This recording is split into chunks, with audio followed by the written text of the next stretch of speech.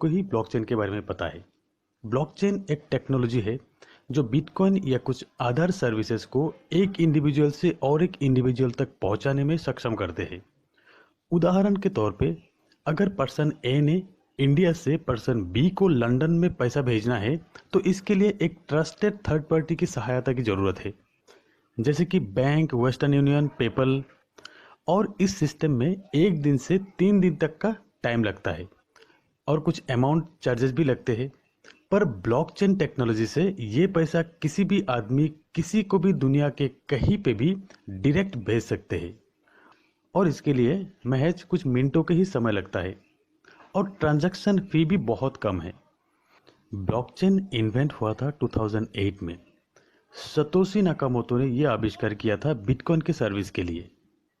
Blockchain एक ऐसी technology है जिसके जरिए पैसा दुनिया के किसी भी कोने पे किसी को भी भेजने के लिए बैंकिंग सेक्टर की ज़रूरत नहीं होता है।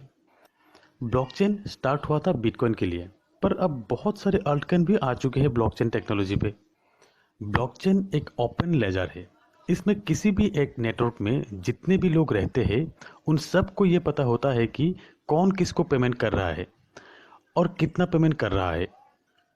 तो किसी एक नेटवर्क में अनएथिकल लेन देन की भी चांस नहीं है और उस नेटवर्क में सभी ये डिसाइड कर सकते हैं कि ये लेन देन वैलिड है या नहीं है। और अगर आप कुछ ट्रांजैक्शन करते हो तो ये ट्रांजैक्शन के डाटाबेस हजारों कंप्यूटर में रहेंगे। ब्लॉकचेन हैक करना मुश्किल है। इसके लिए हैकर्स को एक साथ एक ही समय पर हजारों कंप्यूटर को हैक करना पड़ेगा। इसी के कारण से ब्लॉकचेन को एक सुरक्षित टेक्नोलॉजी माना जाता है। ब्लॉकचेन का फर्स्ट यूज हुआ था 2008 में, जब डिजिटल करेंसी बिटकॉइन आविष्कार हुआ था। बिटकॉइन एक डिसेंट्रलाइज्ड क्रिप्टो करेंसी है जो कि किसी भी देश या किसी भी बैंक के अधीन में नहीं है। अधिक जानकारी के लिए आप गूगल सर्च कर सकते हैं या तो डिस्क्रिप्शन में मेरा एक वीडियो लिंक है, वहाँ पे जाके आप देख सकते हैं। ब्लॉकचेन का यूज क्रिप्टो करेंसी से शुरुआत हुआ, पर इसका यूज धीरे धीरे गवर्नमेंट और पब्लिक सेक्टर के यूज के लिए रिसर्च में है, जैसे कि सरकारी या लीगली डॉक्यूमेंट। उदाहरण के तौर पे किसी भी एक प्रॉपर्टी का लीगल डॉक्यूमेंट जो कि पब्लिक रजिस्टर द्वारा किया जाता है, जो कि एक प्रूफ है कि इस प्रॉपर्टी का ओनर ये आदमी है। अब ये पॉसिबिलिटी है कि भविष्य में ये पब्लिक रजिस्टर की काम ब्लॉकचेन करे, क्योंकि ब्लॉकचेन पे दर्ज हुआ डॉक्यूमेंट की उतनी ही मान्यता होंगे जितनी पब्लिक रजिस्टर की है। और ये ब्लॉकचेन पब्लिक होने के कारण से इसमें घोटाला होने की भी चांस नहीं है। ब्लॉकचेन एक फॉल्ट टॉलरेंट है, मतलब डाटा खोने की भी चांस नहीं है। जैसे कि एक कंप्यूटर के हार्ड डिस्क, रैम या कुछ और चीज़ खराब हो जाते हैं तो कंप्यूटर पे कुछ काम नहीं होते। पर ब्लॉकचेन में दुनिया में लाखों कंप्यूटर एक साथ चलते हैं। 1, 2 या 100 कंप्यूटर भी खराब हो जाते हैं तब भी ट्रांजैक्शन रुकती नहीं। आज ब्लॉकचेन टेक्नोलॉजी में क्रिप्टो करेंसी यूज हो रहे हैं। आने वाले दिनों में बैंकिंग सेक्टर ब्लॉकचेन टेक्नोलॉजी में काम करेंगे, क्योंकि ये आसान और सुरक्षित है। ब्लॉकचेन टेक्नोलॉजी एक डिस्ट्रीब्यूटेड डाटाबेस है।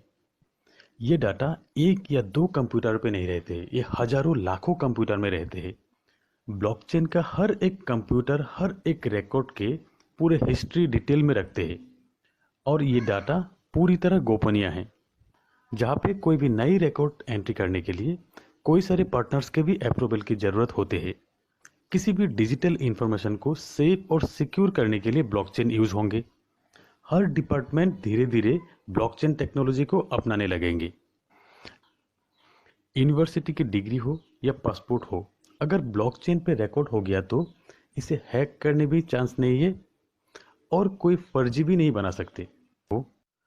और अगर सरकार के स्कीम के तहत किसी गरीब आदमी को कुछ पैसा देने हो या किसी स्टूडेंट को स्कॉलरशिप अमाउंट देने हो या किसी प्राकृतिक आपदा से पीड़ित किसी को कुछ भुगतान देने हो, तो किसी थर्ड पार्टी के बिना ही ब्लॉकचेन टेक्नोलॉजी के तहत सीधा उस आदमी के मोबाइल तक ये राशि पहुंच जाएगा। इससे थर्ड पार्टी से होने वाले करप्शन के भी चांस नहीं होंगे और पीड़ित को पूरा अमाउंट मिल जाएंगे। तो देश के हित के